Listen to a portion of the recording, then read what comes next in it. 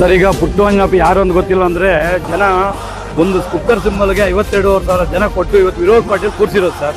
ರಾಜೇಗೌಡ ಕಾಂಗ್ರೆಸ್ ಪಕ್ಷದವರು ಇರ್ಬೋದು, ಬಟ್ ಅವ್ರ ಕಾರ್ಯಕರ್ತರು ಯಾವ ಥರ ಮಾತಾಡ್ತಾ ಇದ್ದಾರೆ ಎಲ್ಲ ನಾವು ಖಂಡಿತ ಅಬ್ಸರ್ವ್ ಮಾಡ್ತಾ ಇದ್ದೀವಿ. ಮಾತಾಡಬೇಕಾದ್ರೆ ಪುಟ್ಟು ಅವ್ರು ಕಾಂಗ್ರೆಸ್ ಅವರಲ್ಲ, ಅವ್ರು ಆ ಥರ ವ್ಯಕ್ತಿ ಅಂತ ಸಿಗ್ಲರೆಲ್ಲ ಮಾತಾಡ್ತಾರೆ. ನಾವು ಕಾರ್ಯಕರ್ತರು ನಾವು ಹೆಂಗಿದ್ವಿ ಅಂದರೆ ಪುಟ್ಟಣ್ಣವರ ಒಳ್ಳೆತನ ಒಳ್ಳೆ ಗುಣಗಳು ನೋಡಿ ನಾವು ಅವ್ರ ಜೊತೆ ಯಾವುದೇ ಒಂದು ಆಕಾಂಕ್ಷೆ ಇಲ್ಲದೆ ಅವ್ರು ನಮ್ಮ ತಾಲೂಕು ಏನೋ ಕೆಲಸ ಮಾಡ್ತಾರಂತ ಒಂದು ಒಳ್ಳೆ ಮನಸ್ಸಿಂದ ಅವ್ರ ಜೊತೆ ಇದ್ದೀವಿ. ನಾವು ಅವ್ರ ಥರ ಪೇಮೆಂಟ್ ಗಿರಾಕಿಗಳಲ್ಲ. ನಾವು ಫಸ್ಟ್ ಆಫ್ ಆಲ್ ನಾವು ಪೇಮೆಂಟ್ ಗಿರಾಕಿಗಳಲ್ಲ. ನಾವು ಅವ್ರಿಗೋಸ್ಕರ ನಮ್ಮ ದುಡಿಮೆಯನ್ನು ದುಡಿದು ನಾವು ಏನಕ್ಕೋಸ್ಕರ ಅಂದರೆ ಅವ್ರು ಪರ್ಸ್ನಲಿಗೆಲ್ಲ ನಮ್ಮ ತಾಲೂಕು ಅಭಿವೃದ್ಧಿ ಆಗಬೇಕಂದ್ರೆ ಇಂಥ ವ್ಯಕ್ತಿ ಬೇಕಂತೇಳಿ ನಾವು ಕೈ ಜೋಡಿಸಿರೋರು. ನಾವು ಯಾವುದೇ ಪೊಲಿಟಿಕಲ್ ಮಾಡ್ತಾ ಇಲ್ಲ. ಮುಖ್ಯವಾಗಿ ಪುಟ್ಟಂಜನಪ್ಪ ಅವ್ರು ಯಾಕೆ ಬೇಕಂತ ಶಿಲ್ಘಟ್ಟಕ್ಕೆ ಇವತ್ತಿನ ಅಭಿವೃದ್ಧಿಗೆ ಒಬ್ಬ ಬುದ್ಧಿವಂತ ಬೇಕು, ಗುಣವಂತ ಇರಬೇಕು, ವಿದ್ಯಾವಂತ ಇರಬೇಕು, ಸಮರ್ಥನಾಗಿರ್ಬೇಕು.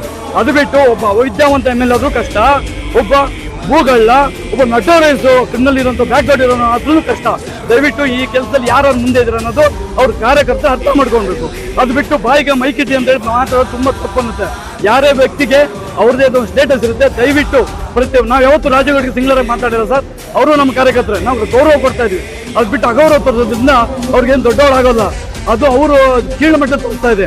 ಅವರು ಏನು ಕಾರ್ಯಕರ್ತರು ಮಾತಾಡ್ತಾರಲ್ಲ ಅದು ರಾಜೇಗೌಡ ಮರ್ಯಾದೆ ಕಳೀತಾ ಇರೋದು. ದಯವಿಟ್ಟು ಅದು ಅರ್ಥ ಮಾಡ್ಕೊಂಡು ಅವ್ರು ಮಾತಾಡ್ಬೇಕಂತ ಅವರ ಕಾರ್ಯಕರ್ತರಿಗೆ ಕಿವಿ ಮಾತು ಹೇಳ್ಬೇಕಾಗಿ ನಾವು ರಾಜೇಗೌಡರ ಕಳ್ಕಳಿ ಮನವಿ ನಮ್ದು.